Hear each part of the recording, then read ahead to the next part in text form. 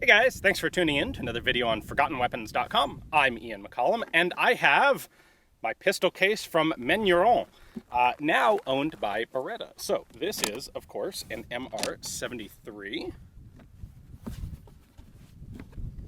Ooh, shiny. These are basically one of the top tier revolvers, combat revolvers, I should say, ever manufactured. They have been available very sporadically in the US through an assembly of small importers who get a few here and a few there. There was a big batch that came in a couple years ago through Century Arms, but those were all police trade-in guns. This is a brand new manufacturer, 5-inch barreled sport model with the adjustable target sights, and Manurhin has now been purchased by Beretta, or rather I should say Chapuis, which is the company that is currently manufacturing the Manurhin revolvers, the MR73s. They have been purchased by Beretta, and now Beretta is importing these guns into the US. So, what we have here is a 6-shot 357 Magnum. These were developed for GIGN, essentially French counterterrorism special forces, who they really liked using a revolver as a legit primary service arm. This is in the 70s, but they continued to use them for a couple decades. And they wanted a gun that could withstand a daily training regimen of like 150 rounds of full power 357 Magnum. And guns like the Colt Pythons and the Smith & Wessons at the time, they were good guns, they were accurate guns, but they didn't have the longevity and the durability. And so Manurhin went through and did this gun itself for the French Special Forces to give them that 100,000 round lifetime of service, which is pretty phenomenal. So I have some of my last remaining bits of 357 Magnum, and we're going to see how this thing actually shoots. It looks gorgeous. I am shooting at 25 yards. I've got a pair of steel targets out there, and I've got the little hostage head flappers set up on those targets. So, let's just go straight into the deep end here and see if I can hit the hostage head with 357 double action. One of the nice things about the MR73 is a very nice, smooth double action pull.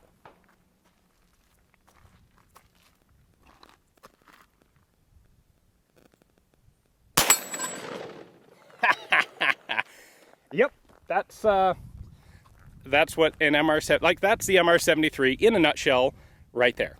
All right, I should point out on here, the grips don't look nearly up to the fanciness standard of the gun. The gun is just beautifully deep blued, and yet it's got these sort of like almost Pachmeyer looking rubber grips. These are actually Trausch grips, and they were specifically designed for the MR73s to control recoil, so you could get faster follow-up shots. And what they do is hold your hand very high on the gun, not quite in line with the bore, but close. And so these are deliberate for abetting rapid follow-up double-action shooting.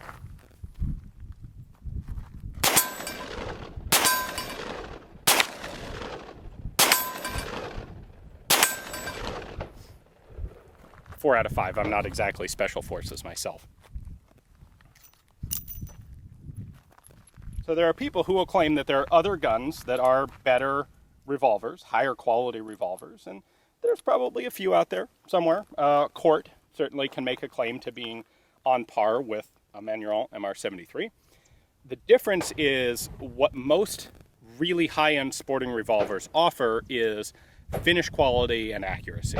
And what Manurhin has is those things plus a really almost unbelievable longevity and durability.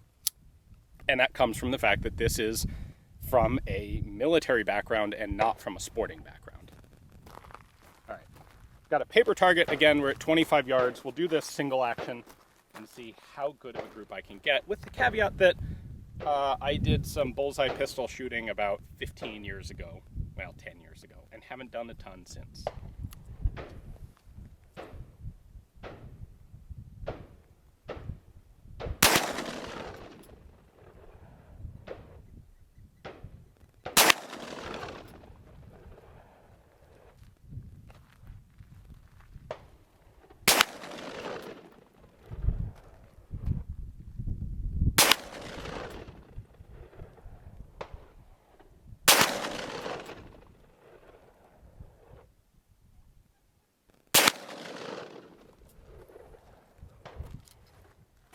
right, let's go see how embarrassing that is.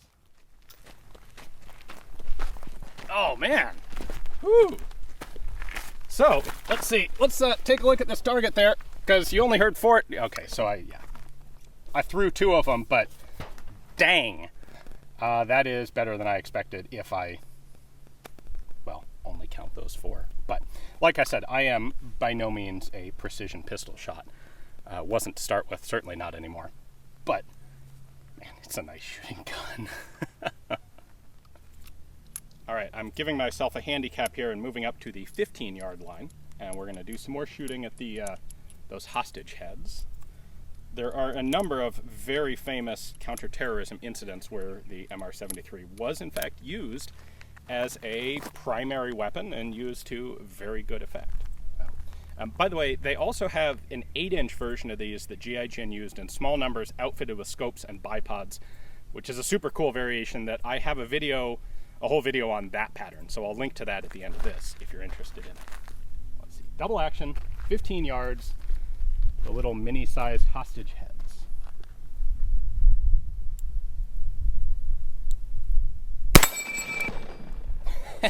That works. I guess that's why you use 357, huh?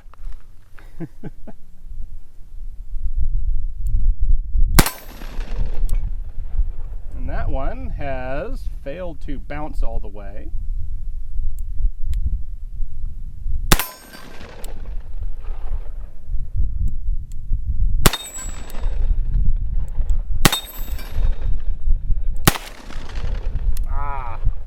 One down. This kicks. This is a 357. It's got some significant recoil to it.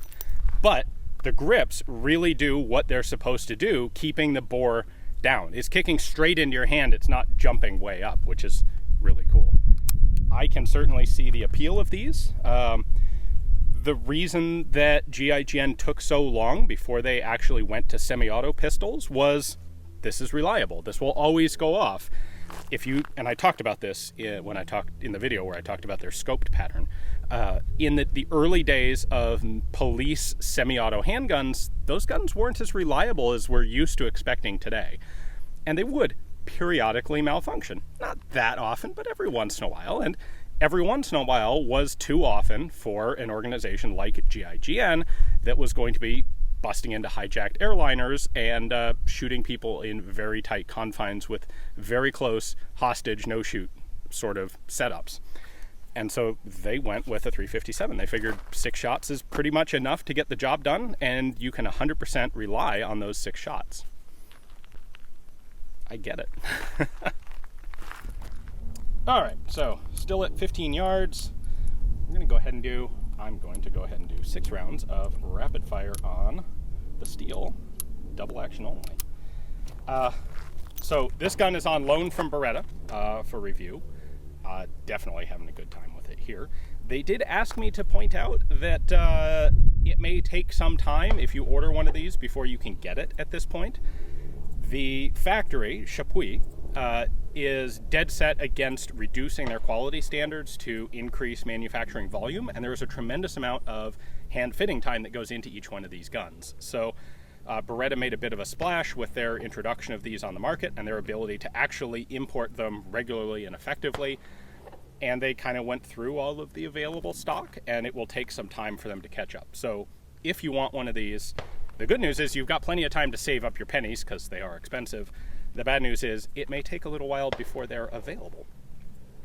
And I should also say, if you're interested in the real technical mechanics of the trigger, normally that's something that I would bring you, but Bloke on the Range has actually already done a really good video talking about what makes the MR73 trigger unique and special. And so I'll link to that video of his at the end of this one. Check it out if you want the nerdy view of what that trigger patent is and how it works. Hopefully you guys enjoyed the video. Thanks for watching.